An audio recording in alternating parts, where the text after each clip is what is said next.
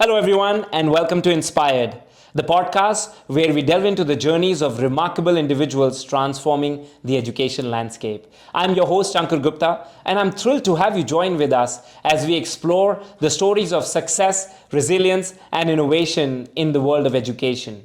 Today, I'm excited to introduce you to our micro episodes. In under 20 minutes, we bring to you sharp insights, no filler. Today's topic would be teacher development. Tune in for a quick, high-impact listen, actionable takeaways right from the field, designed for busy chain makers like you. Let's dive right in.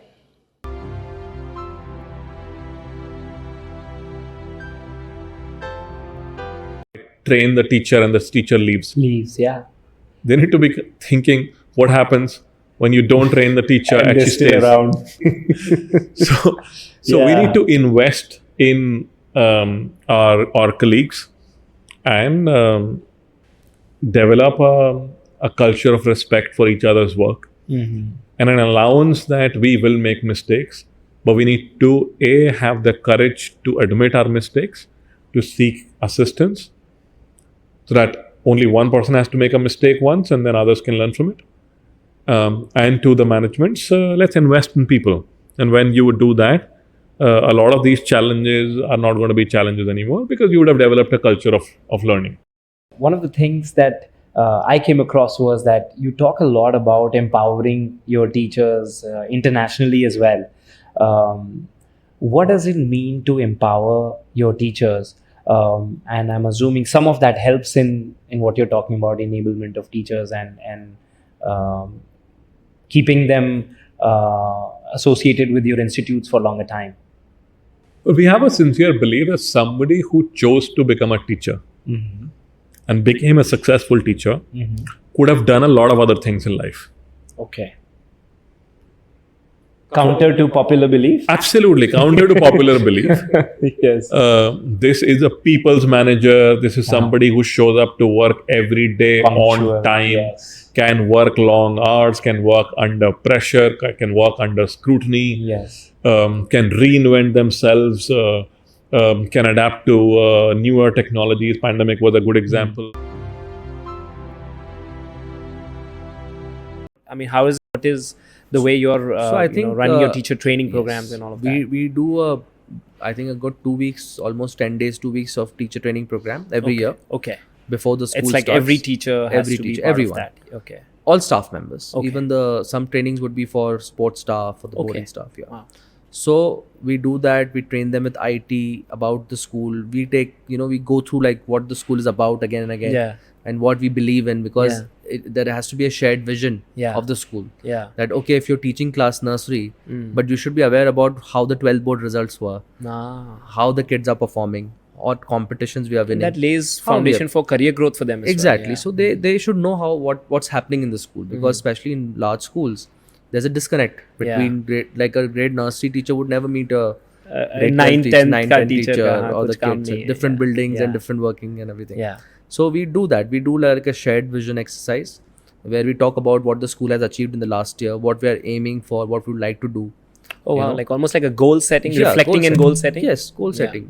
Because we believe in continuous pursuit of excellence. That is what I tell the kids also. I said, you're excelling, very good, but it has to be a process. It's not like, Cannot be a random thing. Yeah, I'm like, my child has topped class 10th, I'm done. Or I'm the number one school in India, I'm good. No, it has to be a continuous pursuit of excellence. AI building curriculum is not much of a challenge. Okay. Right? I think Interesting, yeah. the new challenge is the implementation of quality curriculum. And it's not just the curriculum, it's the instruction around it, the assessment around it, and really the class culture that's very critical. So all of this add to learning. So it's not getting a lesson plan from somewhere and then getting the best of best lesson plan with the standards based and then using it. It's really how do you translate what you intend into the classroom. And while we've built curriculum at AKIA, what I keep reiterating is that I want freedom for teachers. Okay. Because the teacher should be able to take curriculum and work it in the in her classroom for her children. Because if it's a one size fits all, then it's never going to work. So how do we equip our teachers to be able to take an intended curriculum and translate it into the classroom in a manner that suits her and her children, her strength and her student's strength? That is really where the magic is. And therefore, teacher capacity building and building teachers' confidence of, I can understand this curriculum. You don't need to be somebody else to build curriculum.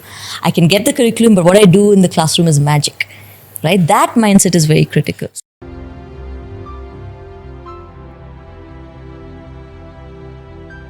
Major things that has worked well for you that others can be inspired from to apply in their schools in terms of encouraging that teacher growth?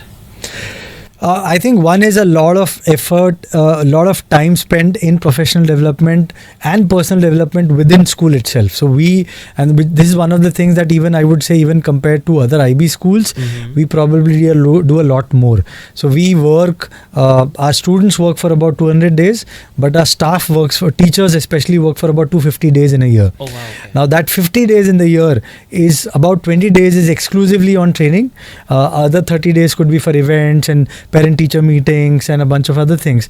But those 20-25 days, whether it's in the summers or during working Saturdays, a lot of that time is spent in professional development within the IB framework, but even beyond the IB framework. Okay.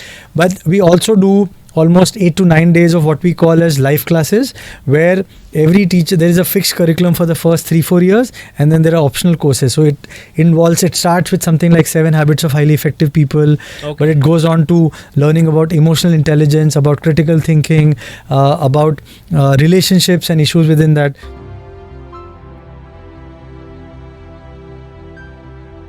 The heart of heritage schools was ensuring that leaders, when individuals come in, they grow in with the school, not just in their capacities to be a better teacher or better leader, but also a better human being. Okay.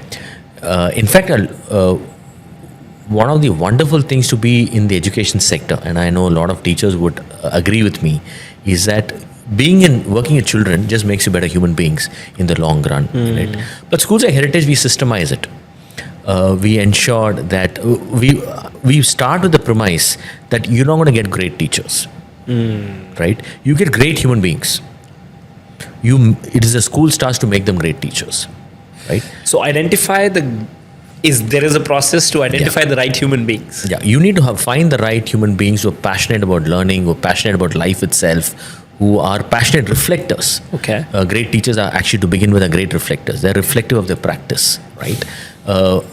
Our task is not to look at good teachers. Our task is to identify good learners, good human beings. Teaching, we can teach them. That's not the problem.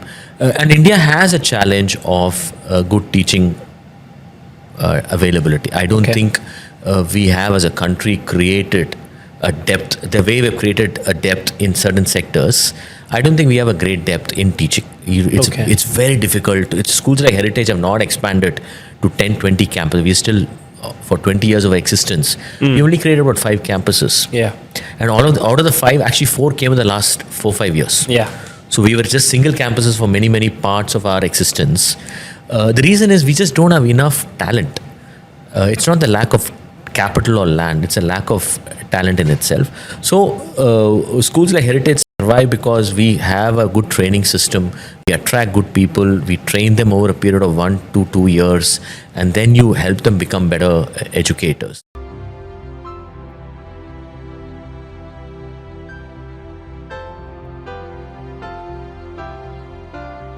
Talent is not important. This is what I believe. Okay. If you think that you should get talented people and very proficient people, you're not going to get them. Okay. I believe attitude is everything. Interesting. So if at the time of appointment, we see a person with good attitude, that's the person for us. Then we can build the person. We can train the person. We can empower the person to further empower our children. Wonderful. So most of our teachers have not been very, very greatly proficient or from great schools or anywhere who've come and joined us. They've come small, humble backgrounds. And we have made them grow here. So the growth has also taken place, as well as their personal growth, their achievements. Like say, A few days ago, one of the teachers was telling me, sir, I've been to 6 countries. All 6 the school has sent me to without a penny being spent. Amazing. So they've grown. They've grown in different And that sets the aspiration for people around them also. Absolutely. Right? If they see one teacher, one administrator succeeding, that puts everyone like, hey, this is a place where you can see yourself grow.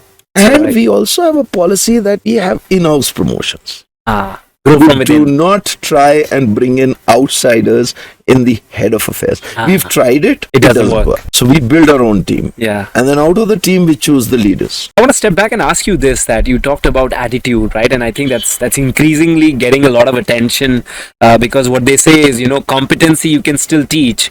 Attitude is something people bring from home, So how does the school, there's a lot of school owners and teachers and heads of schools listening to this. What is your way of identifying attitude as you are filtering out candidates to bring on your team? It's body language. It's the answers they give. It's during the interaction you can come to know the attitude of a person. And then you know that if he's qualified and he's got a good attitude, he can be trained. He said that many times a person tells a head of school, why do you spend on your teachers, training them? You're spending so much money on training them. For example, I spent about 26 lakhs on training 6 teachers to go to USA to get trained in how to manage our intensity of children and discipline of children without beating, without shouting, without, any intensity of your own. For that training, I had to spend a lot of money. So he was saying one day, which sounds so true. He says that many people tell the heads of schools, Whatever the case may be, how do you develop that talent or pick that talent, recruit that talent in our schools that our audience could learn from as well? Sure. Now, I have recruited teachers where I know it starts from the recruit person. You need to have children, you need to recruit staff who would add value to your organization. And there have been lots of cases where I have attached teachers to experienced teachers within the school. We train them for 6 months the suffrage way. Okay. We've done that before we let them loose into a classroom. We do that. So they work with experienced teachers. Could be for 6 months, 6 months, before they take any classes or Before they take any part. Oh, well, We pay for it. So they're part of that. They work with the middle leaders who are the head of years. They work with them in different classes. We monitor their lessons. We support them and we guide them. And we invest our own money in those teachers as well. After 6 months, when we know that they're fit according to the suffrage way, then we let them loose into a class. And the reason is simple, because we can't take a risk with children. wow. And there have been situations where if I see potential, if I see that there is someone who's able to do that and needs a little bit of training, I'm happy to train that teacher. Training could be 3 months, it could be 6 months. No need of even hybrid learning. Yeah. What the teacher will tell them. If you want to do experiments, then you can, the teachers have to be innovative to do experiments. Yeah. But if you do it online, will the child do it offline? Will the child do it at their own place? Yeah. No, may not. Obviously not, yeah. May not. So I feel it's not the right way to learn the way we want the society to learn now. And the learning has to be more kinesthetic because we are looking at skill-based learning, Yeah. not content-based learning. Only if it was knowledge society and content-based learning, then of course that is fine. And then even YouTube is helpful. Absolutely. We don't even need teachers for that then. You have to just mug up knowledge. Knowledge is available on a fingertip today. Yeah. You really need anyone. Forget schools and teachers. Yeah, it's, I guess, more than how something is done, what you want to know is becoming the important thing. I heard someone say that asking the right questions is becoming the more important skill. Ultimately, even with AI, you're asking questions, right? If you don't know what to ask, then you're not going to get the desired result anyways. Absolutely, and more than that is important why you want to ask. Absolutely. If you don't have the clarity of why, and if you just want to ask for the Then sake it's of random. yeah, The why gives the alignment. Exactly. Interesting. So we do in our school also, whenever the lesson plan is being made, first you do the why with the learners, and then you do the what and how. I've had the privilege to know you for almost 9 years with interactions, although limited, but I've seen the ecosystem around you. Yeah. And मुझे एक चीज बहुत inspire करती है कि the team that you have built around you, Yeah. वो team ऐसी है कि sir they are prepared to move mountains for you. Yes. तो how does one build a team like that? कैसे हम हमारे इकोसिस्टम में ऐसी टीम बना सकते हैं सर? टीम बनाने के लिए पहले आपके पास लीडरशिप क्वालिटी चाहिए कि जो भी क्रेडिट मिलता है, कुछ भी सक्सेस मिलता है, तो क्रेडिट उनको दे रहा है. You have to give credit to them. और कुछ फेल्योर आता है तो that responsibility I should take. तो ये दो अगर चीज़ रहेगी हमारे में तो टीम ऑटोमेटिक बनती है. अगर लीडर ही खुद बोलता है कि मेरी वजह से हुआ है तो कुछ नहीं होता है. तो हमेशा हमको सीखते रहना चाहिए. लीडर को भी सीखते रहना चाहिए, टीचर्स को भी सीखते रहना चाहिए. Everybody should be learner throughout his or her life.